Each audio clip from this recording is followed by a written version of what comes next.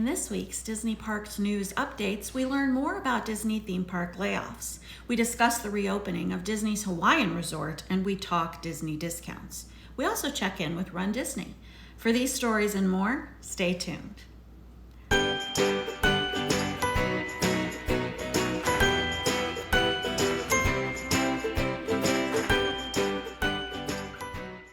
Hi, I'm Brooke with Disney Castle Dreaming Travel.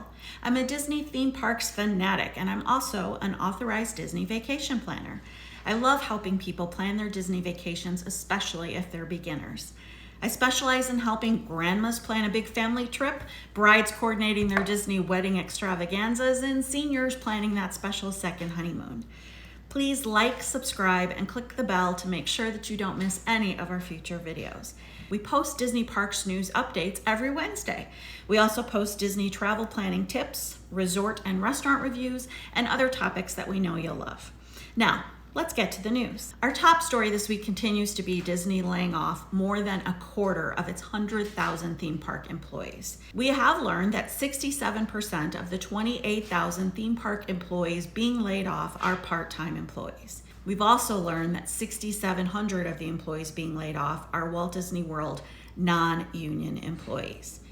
Disney is still negotiating the terms of the layoffs with the various unions, so we don't yet have numbers for union employees being impacted by the layoffs. We are hearing that all departments and all levels within the theme park division are being affected.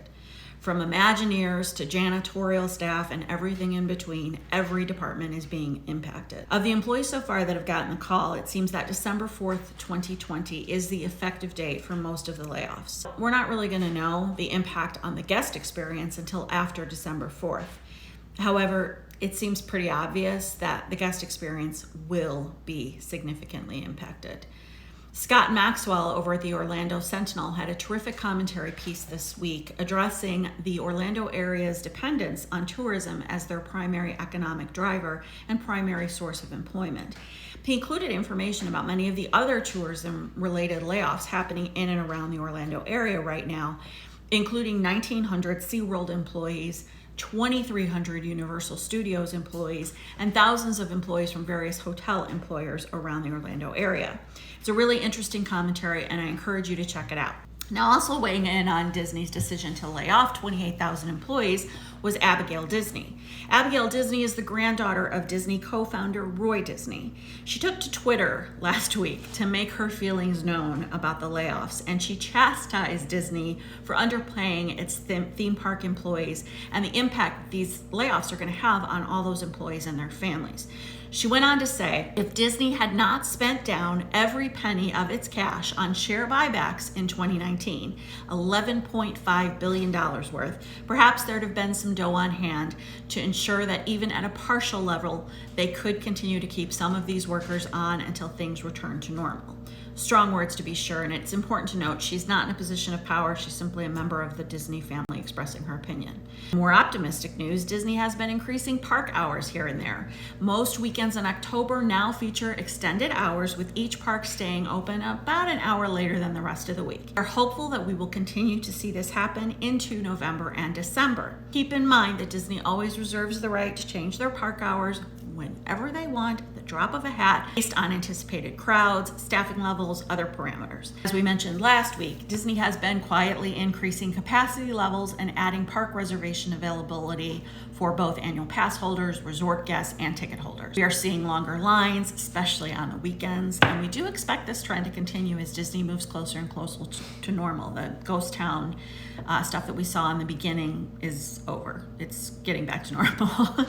We don't know when we're going to see FastPass Plus return, but for now, the lack of FastPass Plus actually helps the speed of the standby lines, as the FastPass Plus holders are not having to be woven into the lines. If you're enjoying this video, please like, subscribe, and click the bell below to make sure that you don't miss any future videos. We come to you every week on Wednesdays with the latest Disney Parks news. We post breaking news when it happens, post videos with Disney trip planning tips, resort and restaurant reviews, and other topics you might enjoy. Now let's get back to the news. While this is not theme park news specifically, this is a Disney Resort news story. Disney has finally announced that Disney's Hawaiian resort, Disney's Aulani Resort and Spa, will begin gradually reopening on November 1st, 2020. Disney is working with the state of Hawaii for their reopening plans, and potential guests are encouraged to check with the Hawaiian Tourism Board for specific travel restrictions. Hawaiian travel restrictions may include mandated quarantines or pre-travel testing. Visit gohawaii.com/travel-restrictions to learn more. Now, to encourage guests to visit Aulani, Disney has some new policies and discounts in place. There's a flexible cancellation policy in place for Aulani guests through May 20th, 2021, enabling guests to cancel their Aulani reservations up to 24 hours before arrival without penalty. Also in place are discounts of up to 35%, depending on your dates and room types. If you'd like more information on planning an Aulani vacation, please contact me, Brooke, at DisneyCastleDreaming.com. Now, staying on the topic of discounts, but returning back to the theme parks, Walt Disney World is currently offering a few discounts I wanted to make you aware of. First up, vacation package discounts. These are room and ticket packages. They do require a minimum 4-night stay at a Disney resort and a 4-day ticket package. You can save up to $500 over the regular room and ticket prices for the same dates. And these are good for stays through December 25th. Now, as we've discussed before, the Disney theme park experience is limited right now. Much of the entertainment is not happening. Character meals and character greetings are not happening. Fireworks and parades are not happening. So while this up to $500 off is a decent discount, it's not outstanding, especially given the current limited hours and offerings. However, if you want to visit between now and December 25th, I want to make sure that you save as much money as possible, so at least we do have this discount available. He is actively wooing guests from southern states. I think the game plan here is to appeal to guests that are within driving distance, since so many travelers are not comfortable flying right now. These discounts are room-only packages with discounts up to 30% for guests staying in a deluxe resort and up to 20% off for guests staying in a value resort. If you want to price out a potential trip for your family, please contact me at Brooke at DisneyCastleDreaming.com or comment below.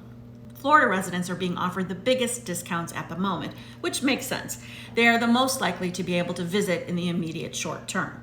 If you are a Florida resident and they do make you prove residency, you are eligible for a dynamite price on a 4-day ticket, $49 a day, which is about a savings of 50%.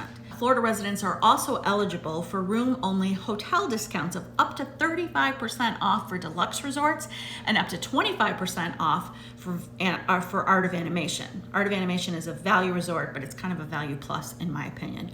These Florida residents discounts are very good, even with the current limitations on entertainment, character greetings, etc. So let me know if you need more information. In Run Disney news, the virtual races for the Walt Disney World Marathon Weekend and the Princess Half Marathon Weekend for 2021 are still available for registration. Prices range from $49 to $500 depending on the race and or the challenge that you want to do. My mom and I have decided to do the Princess 10K virtual race together, and I am also doing the Princess Half Marathon to complete the Fairy Tale Challenge.